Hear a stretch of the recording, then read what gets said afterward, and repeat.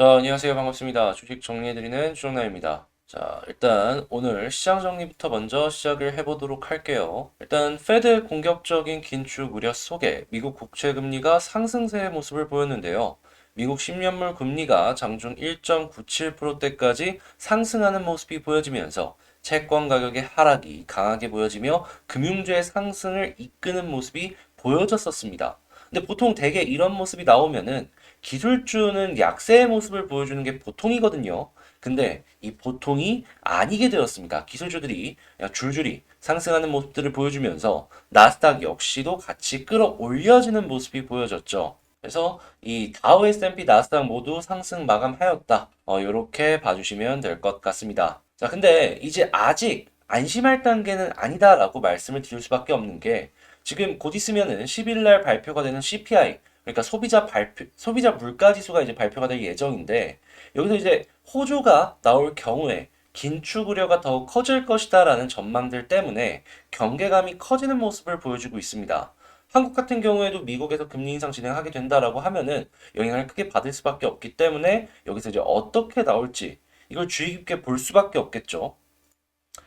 그런데 이제 아무래도 CPI가 괜찮게 나온다라고 했을 때 모든 종목이 떨어지는 건 아닙니다. 아까 말씀드렸다시피 이런 시장에선 금융주 이쪽이 보다 더 괜찮은 모습을 많이 보여주기 때문에 한국 역시도 금융주들을 한번 체크를 해보면 좋을 것 같다라고 말씀을 드릴 수가 있을 것 같네요. 그것 말고는 이미 실적이 나오고 있는 가치주들 이런 쪽 보면 좋고요. 자, 국제유가는 WTI 기준으로 89.36달러, 마이너스 2.15% 하락 마감하였고요. 채권 가격은 하락, 달러 강세, 금 상승 마감하였네요.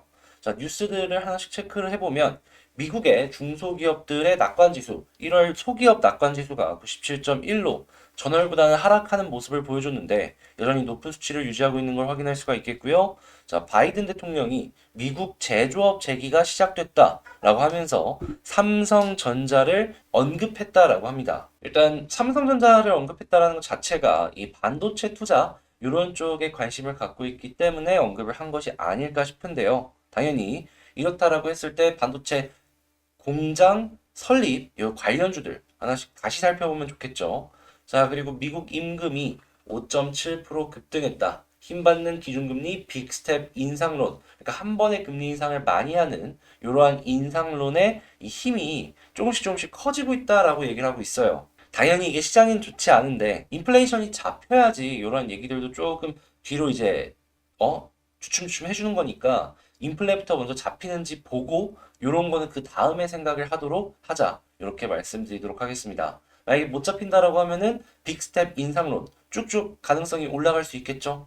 자, 그 다음으로는 LG 에너지 솔루션이 이 배터리 기술을 차근차근 발전을 시키고 있는데 이번에 급속 충전 20분이면 완충까지 갈 수 있는 배터리를 이번에 완성을 했다라고 합니다.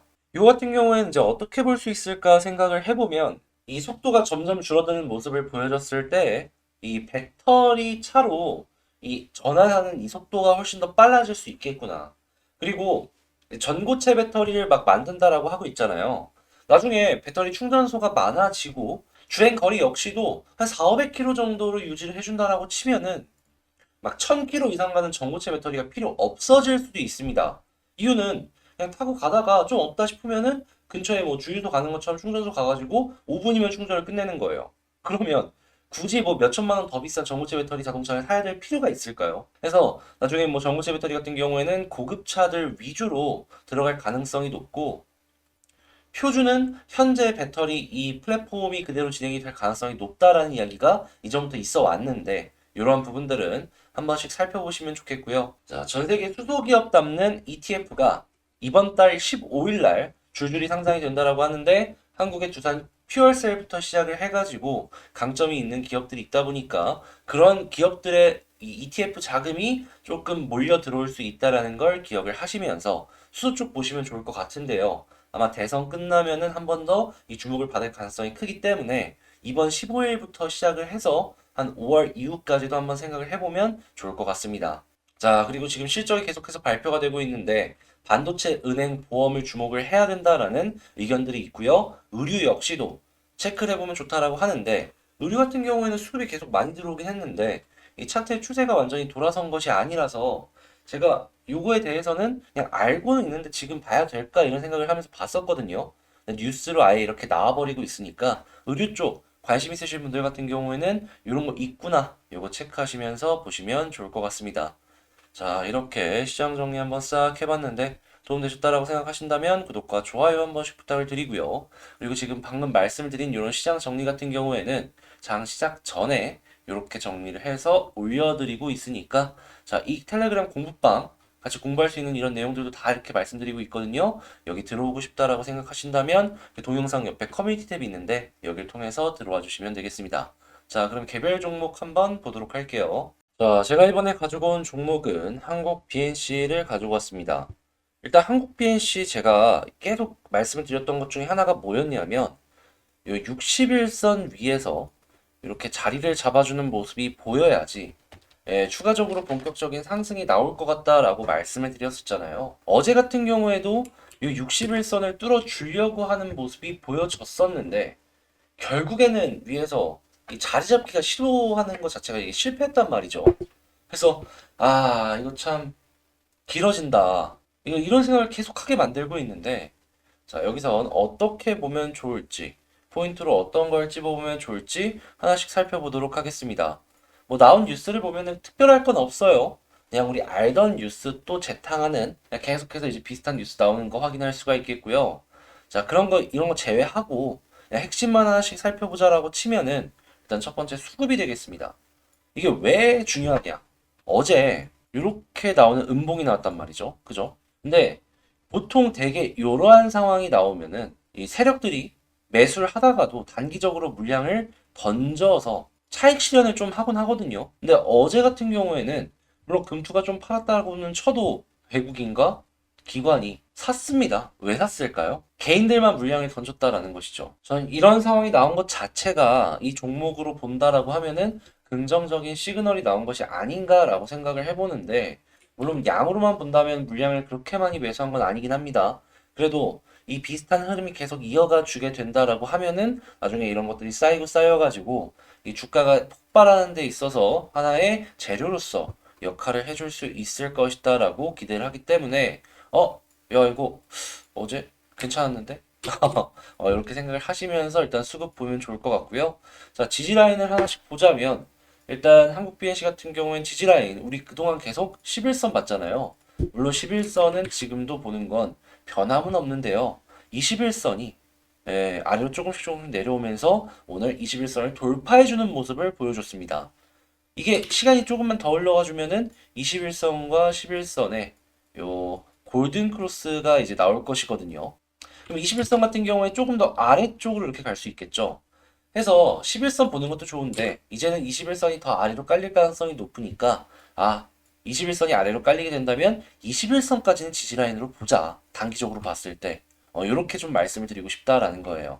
그래서 단기적 보신 분들 같은 경우에는 가격대 부분으로 한 요 부근 이탈 전까지는 좀 보시면 좋을 것 같고 장기적으로 보겠다라고 하면 한 241선 부근까지 지켜보시면 좋겠네요. 뭐 요거는 성향에 맞춰서 거기에 맞춰 이제 매매 전략하는데 좀 참고해 보시면 되는 거고 자 그다음에 이제 올라가는 것들을 생각을 해봐야 되는데 전 여전히 1순위로는 61선을 돌파를 해야 된다라고 생각을 합니다.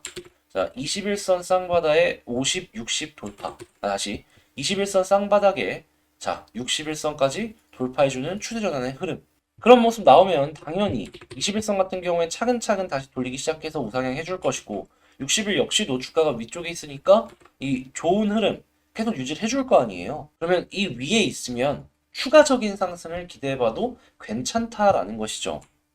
물론 그 이상을 생각을 해본다라고 하면은 31선을 돌파를 해줘야지 자 여기 31선 브리드 상단인 24,500원까지 쉽게 갈 수 있을 것 같은데요. 네, 요거는 기본이고 요만큼 이렇게 가는 건. 저 같은 경우에는 여기 121선까지도 충분히 더 올라갈 수 있다라고 보기 때문에 짧게 보시는 분들 같은 경우에는 이제 저는 61선 보지만 31선 돌파하는 모습 보고서 추가 매수한 다음에 요 정도만 먹고 나오는 전략 뭐 나쁘지 않을 수 있고요. 좀 더 길게 보시는 분들 같은 경우에는 요만큼 혹은 이제 거기도 뚫어주게 된다라고 하면은 자, 이 종목 같은 경우는 이전에도 말씀드렸지만 121선을 한번 이렇게 찔러주는 모습 보여줬을 때 다음날 이렇게 더 올라가주는 모습을 많이 보여줬다라고 했잖아요. 자, 이번에도 마찬가지로 자, 여기 이렇게 딱 찔렀을 때 다음날 이렇게 양봉 하나 더 나오는 거, 그때 뭐 매도를 하고 나오든 그런 전략을 짜나가도 좋을 것 같다. 이렇게 정리를 해보도록 하겠습니다.